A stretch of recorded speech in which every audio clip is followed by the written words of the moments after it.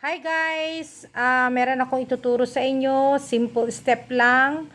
Kung halimbawang wala kayong time na gumawa ng content, ito ay pwedeng gawin at okay lang kay Meta. Required din naman to kay Meta. Not totally required. Pwede kay Meta, approve kay Meta. Kaya ito yung sinasabi nilang remix. Napakadali lang po siya. Ayan, ituturo ko po sa inyo, okay? Sundan niyo po ito. So, eto guys, yung step kung paano mag-remix. Punta po tayo sa Facebook. Ayan. Tapos, hanapin nyo yung creator na gusto yung i-remix. Halimbawa ako. Ayan, ako ito. Ayan. Halimbawa ako ang gusto yung i-remix yung aking reels. Dito, titignan natin yung reels ko. Ganyan po siya. Ayan, reels. Ayan po. Ayan, sa mga reels na yan, merong may remix, merong wala. Tulad nito.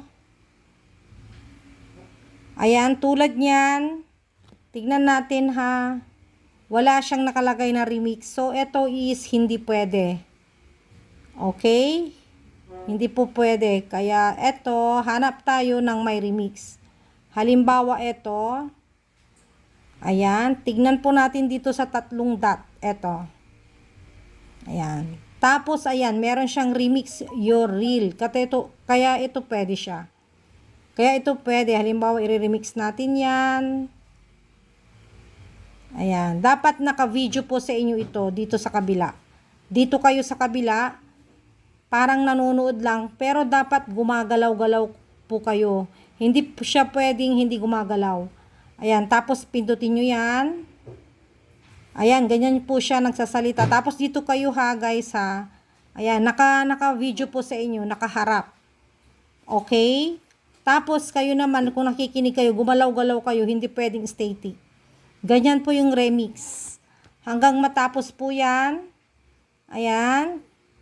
Ayan, patapusin po yan. Ganyan po lang ang remix, guys. Ang dali-daling mag-remix. Ayan, nakikita nyo yan, oh. Ayan, hanggang matapos po yan. Okay? Hintayin po na matapos po yung red. Ayan, nagmo-move pa to. Basta yung dito kayo, nagmo-move kayo ha. Hindi kayo pwedeng naka-estatwa lang. Dapat nakikita kayong gumagalaw. Para alam ni Meta na tao kayo, hindi kayo robot. Okay guys? Ganyan lang po yung pag-remix. Then, after that, na matapos na yung yan, mag 100% na yan. Dito rin, natatapos na magsalita kasi dyan. Ayan po, ready na siya. Ayan na po, ready na. Dito kayo, lalabas na yung mukha nyo dyan. Then, gawa na kayo ready for reels na siya. Pwede na siyang reels. Okay, then next. Ayan, ganyan lang po yung remix guys.